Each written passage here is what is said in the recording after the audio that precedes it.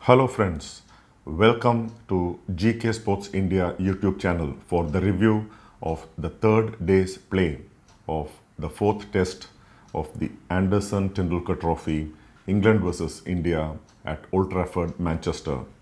The third day's play began with England trailing India by 133 runs, and at the end of the day's play, England are well ahead by 186 runs. Yes, England have taken a massive lead and are still 7 wickets down. 3 more wickets with captain Ben Stokes going strong on 77. Despite retiring after making 66 runs and sharing a big partnership of 142 with the milestone man Joe Root. England, in reply to India's 358 and resuming day 3 at 225 for 2, finished in a commanding position, 544 for 7, 186 runs ahead with 3 more first innings wickets in hand. It was a day of struggle for the Indian bowlers, and they struggled to take a wicket in the first session when overnight not-out batsmen Ollie Pope and Joe Root took the game away and put England in a comfortable position. 107 without loss in the first session in 28 overs. It was only in the second and third sessions that Indian bowlers started by the almost forgotten Washington Sundar, the off-spinner all-rounder who gave 2 vital breakthroughs, those of Ollie Pope and Harry Brook in quick succession, that India could bounce back, but then they just could not restrict England in their first innings. It was a day where England scored freely, and Joe Root,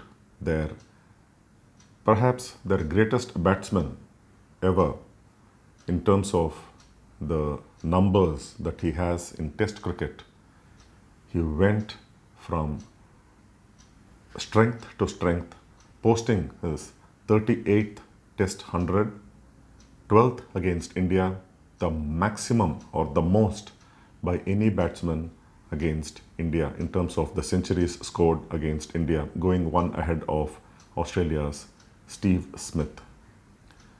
Joe Root, in the course of his 150, his second consecutive 100 following his century at Lord's, Joe Root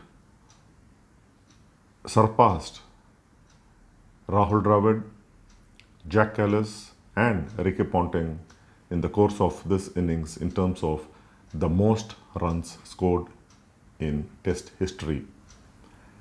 He went past Rahul Dravid's 13,288, Jack Callis's 13,289, and when he was on 120, went past Australia's Ricky Ponting to be number 2 in the list of batsmen with most runs in their Test careers.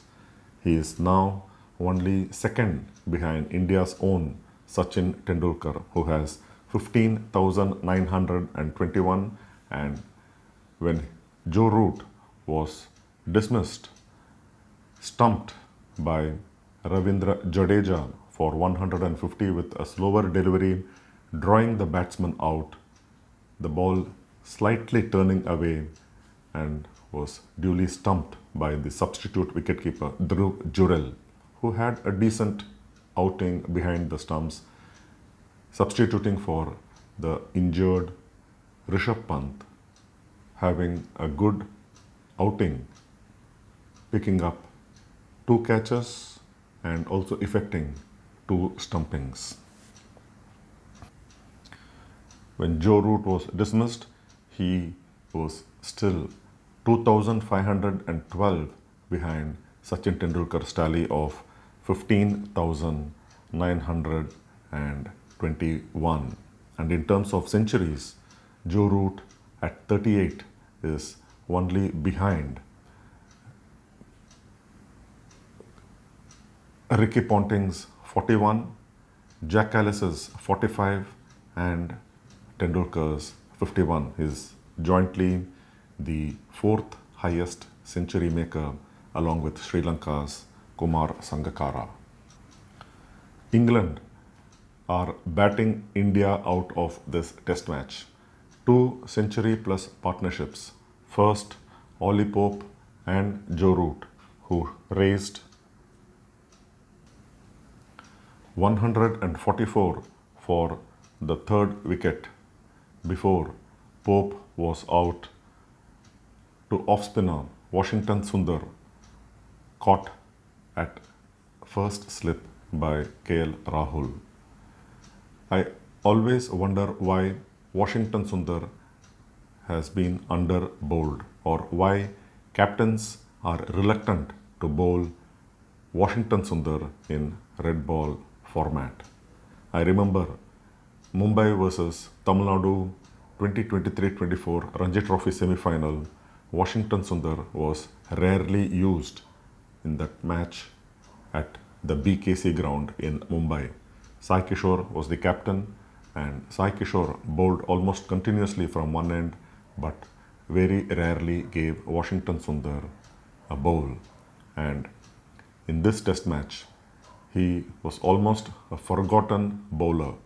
Shubman Gill brought him only after 68 overs, and I still wonder, I'm searching for answers as to why captains are reluctant to bowl Washington Sundar much earlier and give him a longer rope. Mind you, it was the same Washington Sundar who picked up 4 vital wickets in the second innings at Lord's when the bowlers, especially the medium pacers, were searching for wickets. Though India lost the test match, Washington Sundar gave the breakthroughs and finished with 4 for 22. And it was the same Washington Sundar who was brought on only after 68 overs in the England first innings yesterday. And when he came in, he almost immediately took the wicket of Ollie Pope and in quick time dismissed Harry Brook, drawing him out, having him stumped by Dhruv Jurel. Ollie Pope gone for 71 and Harry Brook for 3. It was during this phase that the second new ball was due, but Washington Sundar's twin strikes made Captain Shubman Gill delay taking the second new ball until the 91st over. It was then that Joe Root and Ben Stokes put up another partnership, like I mentioned, 144 for the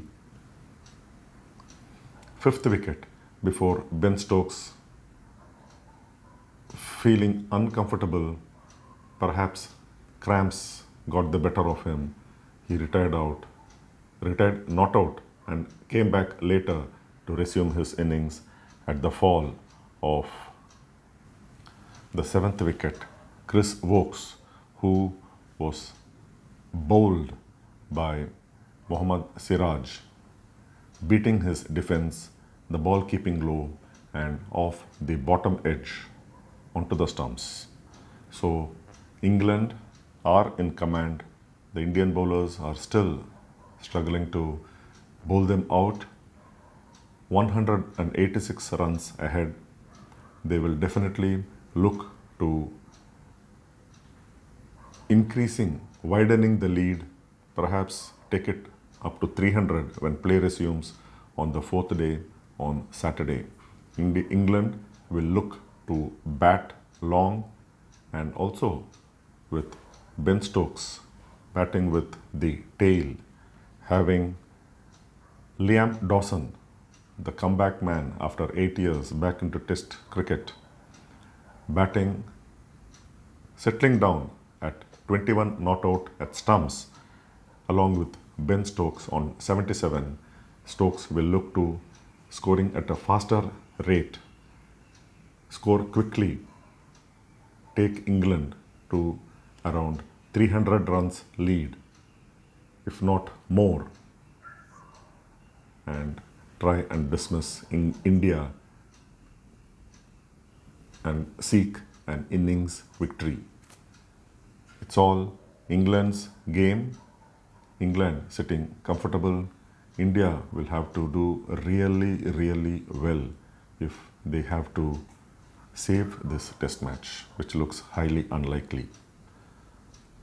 Let's see what day 4 has in store. How quickly can India bowl out in England and begin their second innings? Until then, with the review of the fourth day's play, take care, stay safe, and have a nice weekend. Bye-bye.